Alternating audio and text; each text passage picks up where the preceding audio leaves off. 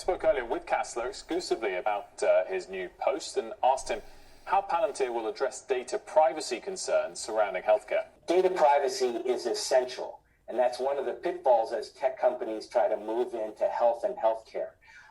It is essential. People need to know that their data is private because it is so sensitive.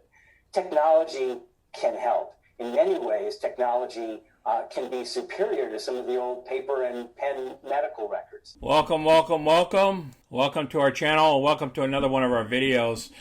Today we're going to discuss Palantir Technologies, and we'll cover over the past couple of weeks news and 2 CNBC reports on the stock as well. And we have earnings coming up on Tuesday after the bell.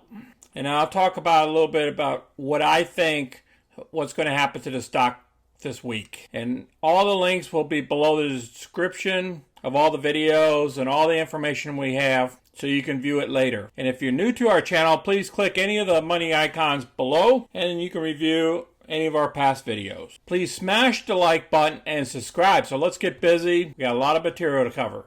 Here's our current position. We still own 500 shares. All the other options, we just kept all the premiums. So we have a total of $543 worth of premiums.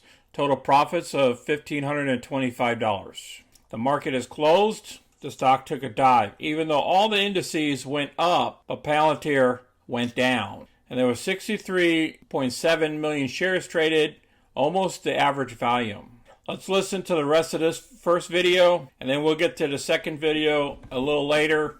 And that is why I am so excited about the Palantir platform. I also asked about how much the pandemic factored into Palantir's interest in healthcare. The pandemic has exposed deep faults within our society that existed before but have come to light. The supply chain, for example, and our ability to handle medical surge, or just the need for early situational awareness in public health surveillance. And of course, the disparate ways in which the pandemic affected different communities and the disparities that exist.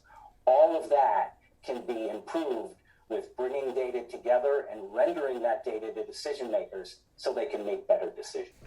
Now, that's the new chief medical officer that was brought on board. I will put this video down below. All right, as we know, that Palantir came public around October 1st, September 30th. And she was trading at only about $10.54 when she went public. And then she got all the way up to $29, $30. Then she went across here, dipped a little bit, and then jumped up here at the beginning of the year. And now she has come down. Well, this was the earnings time period in February. And we're going to cover a video about that earnings period. And then right after all this earnings, it came all the way down here to 22 from up here in a close to $30 range. So it lost $8 a share. Now, a lot of people was pissed off at that. And then what happened here just recently, we went from 24, which was on 426, all the way down here to the $19.75. Now, that's about $20 there. That's a $4 drop. So people are giving up on it. And you see these volumes here, a 92 million. So these are all red down here. There are no greens. So do I think she's going to go lower? Yes, she can. And the price target I think she can go down to is around $15.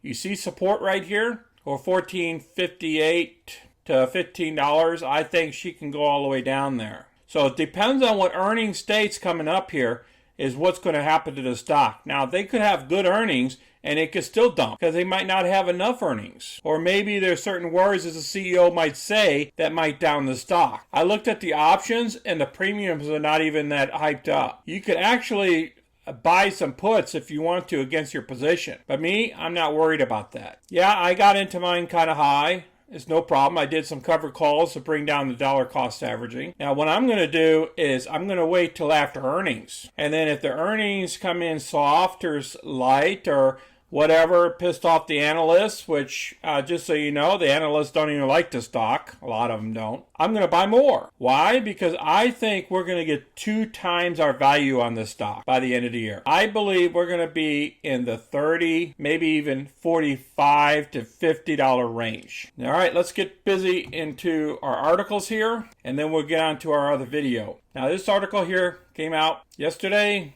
and they were talking about, is the stock too risky? Then they go through it at an all-time high. It rallied in November to 45. It discussed all that. Now we're back below 20. Should investors consider buying this stock with all these volatile swings?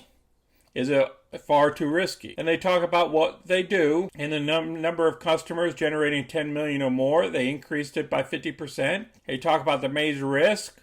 Our estimated sales growth is 34% beyond the other competitors. These guys are all competitors against Palantir. And then the forward, price per share rating, even though they say it's cheaper than these guys here, which is also profitable on a GAAP basis. And then they talk about their thesis. He bought the stock the first trading day because it was somewhere around $10 a share. However, he sold 1/3 of his position after the stock price more than tripled in the value early in the year. He plans to hold the remaining shares because he believes that it has tremendous growth potential in the government and enterprise markets. But the ride could be very bumpy. All right, here's a contract with the U.S. Coast Guard. They renew their partnership. They talk about how much this contract's worth. The base value of $6.25 million and potential amount of $11.25 million. Now I want to talk about this shareholder here. He makes some good points on the last earnings. This quarter, cause for concern?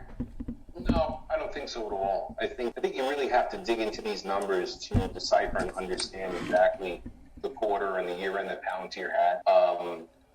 We strongly disagree with the top line headline that the company missed.